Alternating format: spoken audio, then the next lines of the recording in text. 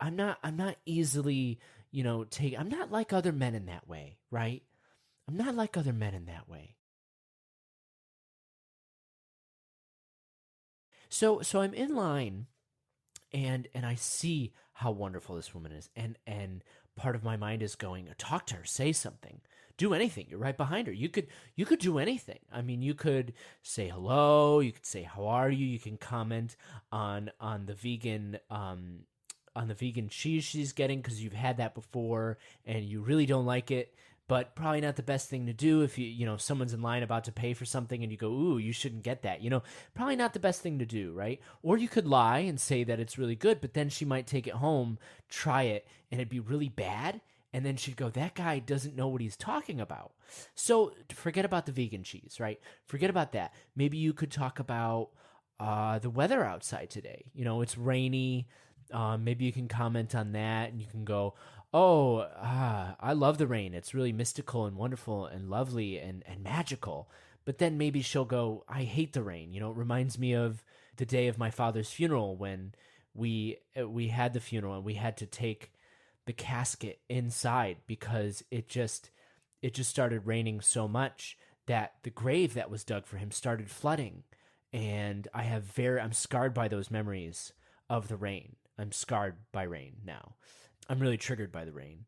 And then I was like, well, maybe then I could just say something bad about the rain. I don't like the rain. I don't like it at all. In fact, I hate the rain. I hate the rain. I wish it never existed. I wish it was sunny all the time. But then maybe she would say, oh, it's always nice to have some rain. It's always nice to have some rain to put a little break in the day, right? And then so then I'm going in this whirlwind of thought of how do I communicate with this woman? How do I talk to this woman? And before I know it, she's bagged her groceries and she's out the door, and there I am with my debit card in hand about to pay for my groceries. And that whole time I've been thinking about, well, what do I say to this woman? And so then I start kicking myself. That's right. Marty makes mistakes too, okay? Marty makes mistakes. He doesn't like to, I don't like to talk about it too much, okay? But because I'm not perfect. I understand that. I understand that I'm not perfect. You should probably know that too. But I was kicking myself on my ride home. I tell you, I was kicking myself. I was like, boy, Marty, you really blew it this time.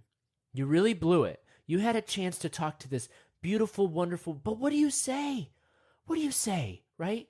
How do you communicate to a woman? How do you go? Do you just go, oh, it's a lovely day? Oh, would you like to go grab a drink sometime? Talk about, transcendental meditation, yoga, and then be together for eternity? Or do you go, let me take you home and I'll make you a dinner and then I'll carry you into the bedroom. I'll surround you with rose petals, and then I'll put amethyst everywhere and quartzes, and then we'll hold hands and connect our energies, and then we'll make sweet love all night, and then we'll be together for eternity. Or do you go, hey, let's take a walk to the park, right? We'll walk around the park. We'll climb that great oak tree at the top of that hill, right? We'll climb that oak tree, and then we'll sit up there, and I'll serenade you with poetry, and I'll take out my lute. And yes, I do have a lute, and I will play it.